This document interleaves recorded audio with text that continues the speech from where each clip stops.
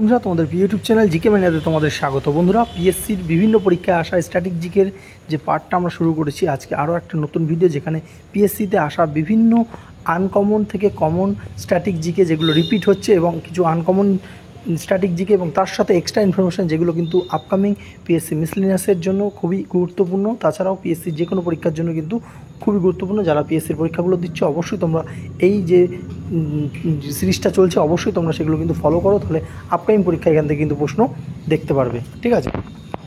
আচ্ছা, আগের দিন কিন্তু একটা প্রশ্ন এসেছিলো যে ক্লাসিক্যাল ড্যান্স। দেখো, ক্লাসিক্যাল ড্যান্স একটা রয়েছে তোমরা জানো, এবং আরও একটা কিন্তু extra classical dance ministry of culture থেকে অ্যাড করা হয়েছে। তো এখানে নখানা যে ক্লাসিক্যাল ড্যান্সের লিস্ট তোমরা দেখতে পাচ্ছ, যে লাস্টেরটা যেটা অ্যাড করা হয়েছে সেটা হচ্ছে ছৌ। যদি বলে ছৌ কোথায় কোথায় দেখা যায়, উড়িষ্যা, ঝাড়খণ্ড এবং ওয়েস্ট বেঙ্গলে কিন্তু ছৌ নাচটা দেখা যায়। একখানা কিন্তু অ্যাড করা হয়েছে। ঠিক আছে? তো এটা আমরা কালকে খেয়াল করলাম, তোমরা যে উইকিপিডিয়াতে গিয়ে দেখতে পারো। ঠিক আছে? আচ্ছা, নেক্সট আমরা দেখব যে প্রশ্নটা এসেছিল যে ন্যাশনাল ভ্যাকসিনেশন ডে এটা কবে অবজার্ভ করে, ইন্ডিয়া কবে অবজার্ভ করে? এটা হচ্ছে 16ই মার্চ। 16ই মার্চ কিন্তু এই ন্যাশনাল ভ্যাকসিনেশন ডে অবজার্ভ করা হয়। কেন? কারণ আছে এর পেছনে যে কারণটা হচ্ছে, ন্যাশনাল ভ্যাকসিনেশন ডে এই 16ই মার্চ এভরি ইয়ার ভারত সরকারের পক্ষ থেকে যে তোমরা জানো যে আইএমডি, ঠিক আছে, তো আইএমডি রয়েছে, তারা এই যে ভ্যাকসিনেশন ডেটা এটা পালন করে। এবং এই যে ভ্যাকসিনেশন ডে এটা ইমিউনাইজেশন ডেও কিন্তু একে বলা হয়ে থাকে। এবং এটা প্রথম যে 16ই মার্চ 1995 সালে এটা প্রথম কিন্তু পালন করা হয়েছিল, যখন first dose oral polio vaccine যখন দেওয়া হয়েছিল, তখন থেকে কিন্তু এটা পালন করা হয়ে আসছে। ঠিক আছে? আচ্ছা, নেক্সট আমরা দেখব যে প্রশ্নটা এসেছিল যে গ্রে রেভলিউশন এটা কিসের সঙ্গে সম্পর্কিত। তো এটা দেখতে পাচ্ছ এখানে 4টে অপশান অনুযায়ী উত্তর হয়ে যাবে উল এবং ফার্টিলাইজারের সঙ্গে কিন্তু এই গ্রে রেভলিউশন সম্পর্কিত। দেখো, এখানে ফার্টিলাইজার অপশানে নেই, কিন্তু অপশান অনুযায়ী উল কিন্তু হলো। তাহলে আমরা লিস্টটা একবার দেখে নেব। যে লিস্টে দেখতে পাচ্ছ black revolution petroleum, blue revolution fish, আচ্ছা ব্রাউন রেভলিউশন দেখতে পাচ্ছ লেদার, গোল্ডেন রেভলিউশন ফ্রুট বা honey, green revolution food grains, grey revolution fertiliser, যেটা বললাম ফার্টিলাইজার, এখানে অপশান অনুযায়ী উলও হয়েছে। ঠিক আছে? তো আচ্ছা, পিঙ্ক রেভলিউশন হচ্ছে অনিয়ন, রেড রেভলিউশন মিট বা টমেটো, সিলভার রেভলিউশন এগ বা poultry, white revolution milk, yellow revolution wild seeds, এবং এভারগ্রিন রেভলিউশন হচ্ছে ওভারঅল সব কিছু ডেভেলপমেন্ট নিয়ে হচ্ছে এভারগ্রিন রেভলিউশন। নেক্সট যে প্রশ্নটা এসেছিল যে ইউএন জেনারেল অ্যাসেম্বলির হেডকোয়ার্টার কোথায়? তো এর হেডকোয়ার্টার হচ্ছে নিউ ইয়র্কে অবস্থিত। এটাও কিন্তু বিভিন্ন পরীক্ষা আসছে। আচ্ছা, নেক্সট আমরা দেখে নেব যে ওয়ার অফ রোজেস, এই যে ওয়ারটা এটা কি? এটা অ্যাকচুয়াল হচ্ছে একটা সিভিল ওয়ার, ইংল্যান্ডে একটা সিভিল ওয়ার, এটা গৃহযুদ্ধ বলতে পারো। যে এই ওয়ার অফ রোজেস এটা 1455 থেকে 1487 সাল পর্যন্ত ইংরেজ সিংহাসনের নিয়ন্ত্রণ নিয়ে একটা গৃহযুদ্ধ ছিল, ওয়ার অফ রোজেস। এটাই কিন্তু পিএসসি পরীক্ষায় তুলে ধরেছিল। ঠিক আছে? তো সালটা একটু জাস্ট মাথায় রাখতে পারো। আচ্ছা, নেক্সট দেখতে পাচ্ছ হুমায়ুনের যে টম্বস, এটা দিল্লিতে 1558 সালে কে তৈরি করেছিল? সেটা তৈরি করেছে হাজি বেগম, তিনি কিন্তু তৈরি করেছিলেন। আচ্ছা, তোমাদের কাছে একটা প্রশ্ন, এটা আমরা আগে মক টেস্টেও বলেছি যে এই হাজি বেগম কে হয়, হুমায়ুনের কে হয়? যদি জানা থাকে অবশ্যই কমেন্ট সেকশনে কমেন্ট করবে। আচ্ছা, দেখতে পাচ্ছ হুমায়ুন যে টম্ব, এটা হুমায়ুনের যে উইডো বিগা বেগম বা যাকে হাজি বেগম বলা হয়, তো সেই কিন্তু এই যে এটা তৈরি করেছিল। এবং পার্সিয়ান আর্কিটেক্ট যার নাম হচ্ছে মিরাক মির্জা গিয়াত, তিনি কিন্তু এই যে ডিজাইনটা করেছিল টম্বের। ঠিক আছে? আচ্ছা, নেক্সট আমরা দেখব যে the god of small things, এই যে বইটার লেখক কে? তো এটা লেখক হচ্ছে অরুন্ধতী রায়, এবং অরুন্ধতী রায় এই বইটার জন্য কিন্তু 1997 সালে বুকার প্রাইজও পেয়েছিল। তো এর জন্য কিন্তু ইম্পর্টেন্ট জেনে রাখো, যদি বলে যে ঘুরিয়ে ফিরিয়ে দিতে পারে অরুন্ধতী রায় কবে বুকার প্রাইজ পেয়েছিল, সেটা হচ্ছে 1997 সালে। নেক্সট দেখতে পাচ্ছ নাগার্জুন সাগর ড্যাম, এটা কোথায় রয়েছে? এটা হচ্ছে তেলেঙ্গানা। দেখো, এখানে অপশান অনুযায়ী তেলেঙ্গানা এবং অন্ধ্রপ্রদেশের কিন্তু বর্ডারে এইটা অবস্থিত। এবং যদি বলে কোন নদীতে এটা তৈরি, সেটা হচ্ছে কৃষ্ণা রিভার। এটাও কিন্তু ঘুরিয়ে ফিরে অনেকবার প্রশ্ন এসছে, মাথা রাখবে। নেক্সট যে প্রশ্নটা এসেছিল যে ইন্টারন্যাশনাল কোর্ট অফ জাস্টিস, এটা নেদারল্যান্ডসের এর যে হেডকোয়ার্টারটা কোথায়? নেদারল্যান্ডসের হেগ শহরে। এটাও কিন্তু পরীক্ষা প্রশ্ন আসে। কিন্তু এখানে জানতে চাওয়া হয়েছে যে এই যে ইন্টারন্যাশনাল কোর্ট অফ জাস্টিসে কতগুলো জজ থাকে? জাজ 15টা জাজ কিন্তু এখানে থাকে। এবং এখান থেকে আরেকটা প্রশ্ন আসে যে এই যে 15টা জাজ থাকে, এদের টার্ম কত দিন? এর টার্ম হচ্ছে 9 ইয়ার্স। ঠিক আছে? আচ্ছা, নেক্সট আমরা যে প্রশ্নটা এসেছি যে লংগেস্ট টানেল 2022 অনুযায়ী লংগেস্ট টানেল কোনটা, তো সেটা পীর পাঞ্জাল টানেল। এটা কিন্তু বর্তমানে কিন্তু এটাই আছে 11.2 কিলোমিটার, যেটা বানিহাল রয়েছে। আমরা এক্সট্রা ইনফরমেশান দেখে নেব যে যদি বলে যে বিশ্বের মধ্যে সবথেকে লংগেস্ট রেলওয়ে টানেল কোনটা, সেটা হচ্ছে দ্য গথার্ড বেস টানেল, সুইজারল্যান্ড। এটাও কিন্তু WBCS মেন্সে একবার এসেছিলো, ঠিক আছে। আচ্ছা, ইন্ডিয়াস কিন্তু রেলওয়ে যে টানেল সবথেকে লংগেস্ট সেটা হচ্ছে পীর পাঞ্জাল টানেল, এবং এটাকে কিন্তু বানিহাল কোয়াজিগান্ত রেলওয়ে টানেলও বলা হয়ে থাকে, এবং এটা পীর পাঞ্জাল মাউন্টেন, যেটা জম্মু কাশ্মীরে অবস্থিত। অনেকগুলো ইনফরমেশান কিন্তু আমরা এখান থেকে জেনে নিলাম। আচ্ছা, নেক্সট দেখতে পাচ্ছ যে কার্নিভাল হোপ এই যে ফেমাস সেলিব্রেশনটা, এটা কোথায় হয়? এটা কিন্তু ভেনিসে হয়, ইটালির ভেনিসে হয়, ঠিক আছে তো, ইটালির ভেনিসে হয়। আচ্ছা, নেক্সট যেটা প্রশ্ন এসেছিলো দেখতে পাচ্ছ, গোমেতেশ্বর যে স্টোন স্ট্যাচু, এটা সবথেকে টলেস্ট মনোলিথিক স্ট্যাচু, ওয়ার্ল্ডের সবথেকে যে টলেস্ট মনোলিথিক স্ট্যাচু। তো এটা কোথায় অবস্থিত? এটা হচ্ছে শ্রাবণ বেলগোলায় অবস্থিত। এই শ্রাবণ বেলগোলাটা কোথায়? এটা কিন্তু কর্ণাটকে রয়েছে, ঠিক আছে তো। আচ্ছা, মনোলিথিক স্ট্যাচু হচ্ছে একটাই পাথর দিয়ে তৈরি যে স্ট্যাচু, সেটাকে মনোলিথিক স্ট্যাচু বলা হয় কিন্তু থাকে, ঠিক আছে তো। আচ্ছা, নেক্সট যে INS কুকরি মেমোরিয়াল, এটা কোথায় অবস্থিত? এটা অবস্থিত হচ্ছে দিউতে। তোমরা দমন দিউয়ের নাম শুনেছো, সেই দিউতে অবস্থিত। এবং এখান থেকে আমরা এক্সট্রা ইনফরমেশান জেনে নেব যে এই যে INS যে খুকরি, এটা স্মরণীয় থাকার একমাত্র কারণ যে ভারতীয় নৌবাহিনীর ইতিহাসে কিন্তু একমাত্র যুদ্ধে হেরে যাওয়া জাহাজ হচ্ছে এইটা, INS খুকরি।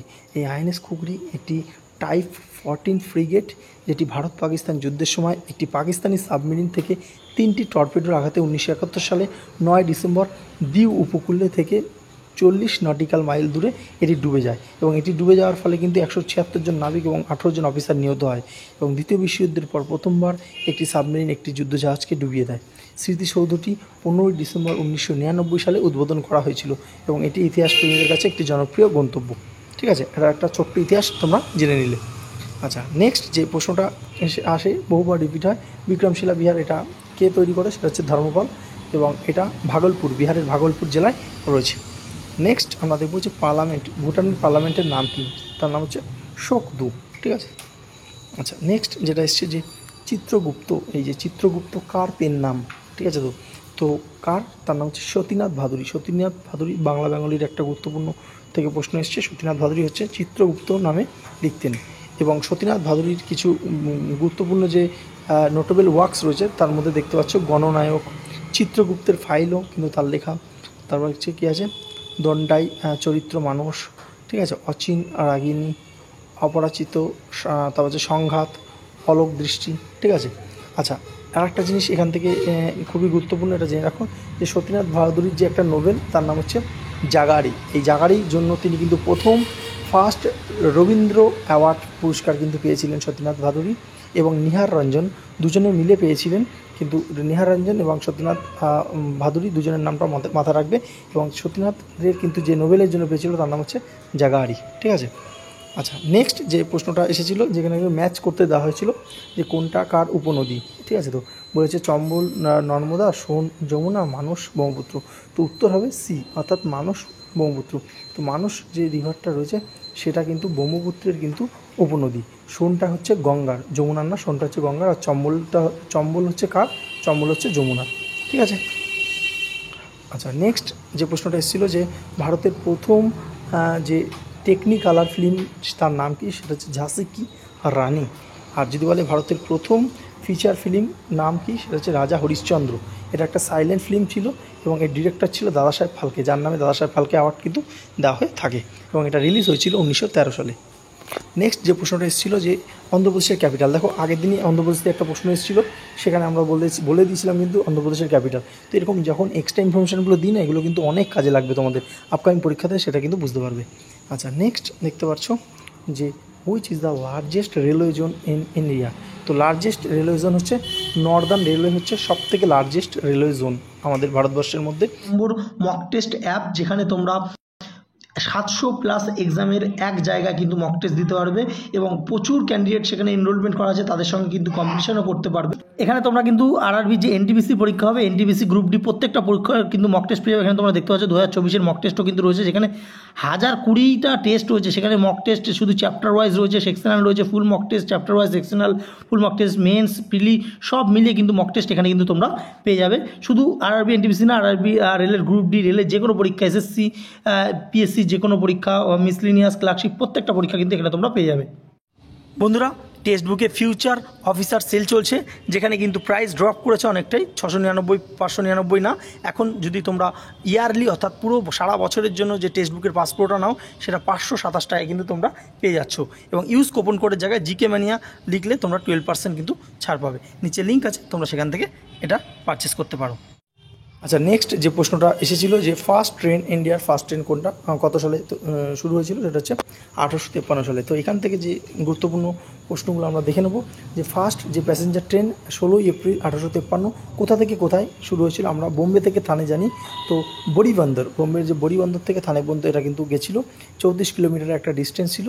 এবং এই যে ট্রেনটা, এই ট্রেনটা অপারেট করেছিল কারা, এটা কিন্তু মাথায় রাখবে, গ্রেট ইন্ডিয়ান পেনিনসুলা রেলওয়ে এটা অপারেট করেছিল, যে যার যে প্রতিষ্ঠার সাল হচ্ছে 1849, ঠিক আছে। তো এবং 3টে লোকোমোটিভ ছিল, তার নাম কি, সাহিব, সুলতান এবং সিন্ধ, ঠিক আছে। আচ্ছা, নেক্সট যে প্রশ্নটা কী বলছে, গন্ডোয়ানা কোলফিল্ড এটা কোথায় দেখা যায়। তো গন্ডোয়ানা কোলফিল্ড এটা কিন্তু ঝাড়খণ্ড, মধ্যপ্রদেশেও দেখা যায়, ঠিক আছে। এখানে প্রশ্নতে যে দুটোই অপশান দিয়ে দিয়েছিল পিএসসি, যাই হোক দুটোই কিন্তু অ্যান্সার। আরও আমরা এক্সট্রা জেনে নেবো যে এই গন্ডোয়ানা যে কোলফিল্ডটা এটা কোথায় কোথায় দেখা যায়, দেখে নাও, ঝাড়খণ্ড, ছত্তিশগড়, উড়িষ্যা, মহারাষ্ট্র, ঠিক আছে। তো এইসব জায়গাতেও কিন্তু এছাড়াও দেখা যায়, ঠিক আছে। তো পরবর্তী প্রশ্ন দেখতে পাচ্ছ যে ওয়ার্ল্ড রেড ক্রস ডে কবে পালন করা হয়, এটা হচ্ছে 8ই মে পালন করা হয়। এবং ওয়ার্ল্ড রেড ক্রস যে সোসাইটি বা মুভমেন্ট, এটা কিন্তু যে তৈরি করেছিল কে, হেনরি ডুনান্ট, এর নামটা মাথায় রাখবে। নেক্সট যে বলছে ওল্ডেস্ট ডায়নাস্টি কোনটা, 4টে অপশান রয়েছে, তার মধ্যে প্রত্যেকে জানো মৌর্য ডায়নাস্টি সবথেকে ওল্ডেস্ট, এবং এটি প্রতিষ্ঠা করেছিল কে, চন্দ্রগুপ্ত মৌর্য, ঠিক আছে। আচ্ছা, নেক্সট দেখতে পাচ্ছ দ্য ফিল্ম সীমাবদ্ধা, এটা কে ডিরেক্টর, এটা হচ্ছে সত্যজিৎ রায়। তো সত্যজিৎ রায় নিয়ে কিন্তু আমরা এক্সট্রা একটা আলাদা ভিডিও আনবো, অবশ্যই কিন্তু সেটা তোমরা দেখবে, ঠিক আছে। তো আচ্ছা, নেক্সট দেখবো যে আর কী বলছে, রানু খান লিডার, কিসের লিডার, সেটা হচ্ছে চাকমা রিভল্ট। তো এই চাকমা রিভল্টটা কি, এই রানু খান চাকমা রিভল্টের একজন নেতা ছিল, যেটা 1776 থেকে 1787 সাল পর্যন্ত চট্টগ্রাম পাহাড়ে এটা কিন্তু সংগঠিত হয়েছিল। এবং এই বিদ্রোহটি ছিল রাঙ্গুনিয়া স্টেটের বর্ধিত ভাড়ার বিরুদ্ধে, এবং এটি কার্পাস বিদ্রোহ নামে কিন্তু পরিচিত। রানু খান ছিলেন রাজার দেওয়ান এবং বিদ্রোহের সর্বোচ্চ সামরিক নেতা। পার্বত্য এলাকা থেকে কোম্পানিকে উৎখাত করতে তিনি একটি গেরিলা কৌশল অবলম্বন করেছিলেন।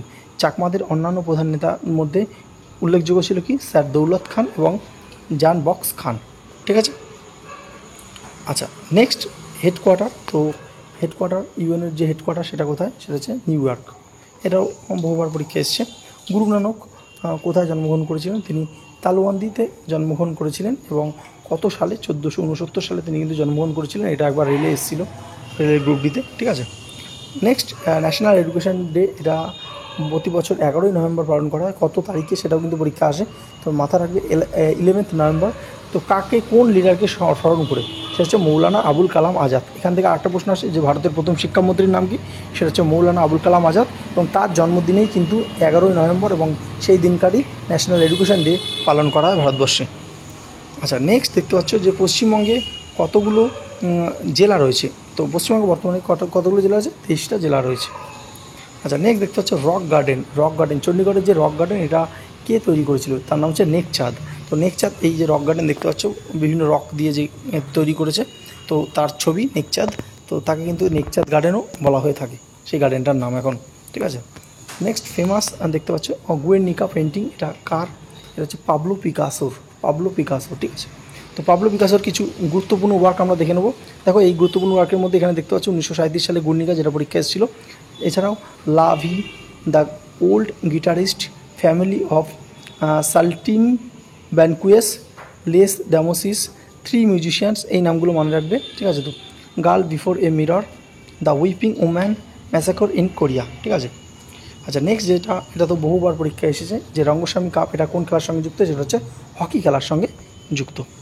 তো আজকে এই পর্যন্তই। আবার আগামীকাল আমরা নতুন একটা সিরিজ নিয়ে আসবো। অবশ্যই নতুন নতুন প্রশ্ন থাকবে, যেখানে পিএসসির বিভিন্ন ইয়ারের প্রশ্ন, সেগুলো কিন্তু অবশ্যই তোমরা দেখতে থাকো, এবং যারা নতুন তারা চ্যানেলটা সাবস্ক্রাইব করো, পাশে থাকা বেল আইকন ক্লিক করো।